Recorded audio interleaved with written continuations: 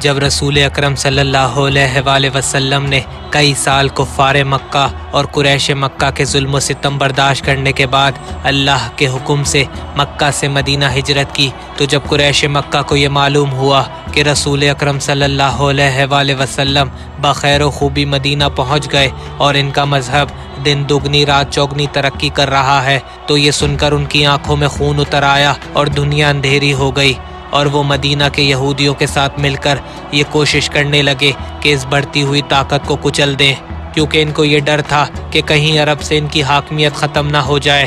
مدینہ سے تقریباً 80 میل کے فاصلے پر بدر نام کا ایک گاؤں تھا۔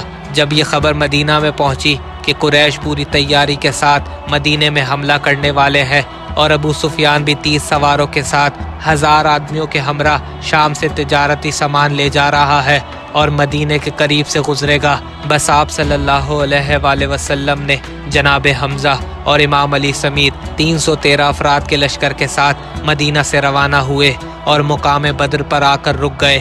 یہ تاریخ اسلام کی پہلی جنگ تھی جو جنگ بدر اور غزوہ بدر کے نام سے مشہور ہوئی۔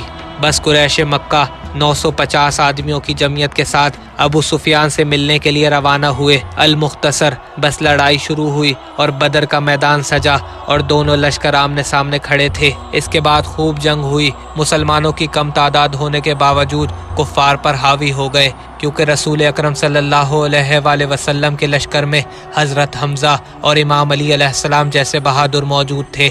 اس وقت امام علی علیہ السلام کی عمر 20 برس کی تھی۔ بس اللہ تعالیٰ نے بھی مسلمانوں کی مدد فرمائی اور کفار کے مقابلے میں فتح سے ہمکنار کر دیا۔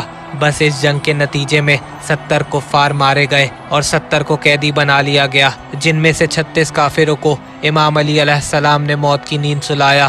اور اس لڑائی میں ابو جہل اور اس کا بھائی عاص، عتبہ بن شعبہ، ولید بن عتبہ اور بہت سے اسلام کے دشمن مارے گئے، اور اس پہلی اسلامی جنگ کے علم بردار حضرت امام علی علیہ السلام تھے۔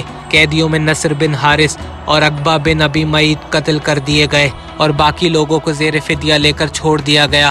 اس غزوے میں حضرت ابو بکر شریک نہیں ہوئے تھے۔ غزوہ بدر کے بعد کفار مکہ کے گھر ماتم کدا بن گئے اور مقتولین کے انتقام کا جذبہ مکے کے ہر پیر و جوان میں پیدا ہو گیا، جس کے نتیجے میں آگے چل کے احد کا معرکہ ہوا۔ یہ جنگ ماہ رمضان 2 ہجری میں واقع ہوئی اور اسی 2 ہجری میں روزے فرض کیے گئے اور عید الفطر کے بھی احکام نازل ہوئے۔ السلام علیکم۔ آپ تمام لوگوں کے پیار کا بہت شکریہ جو آپ نے فیس بک ویڈیوز پر دیا۔ بس اسی طرح ہمارے یوٹیوب چینل عدیل حیدر کو بھی پیار دیجیے اور ڈیلی ویڈیوز دیکھنے کے لیے ہمارے چینل کو سبسکرائب کیجیے۔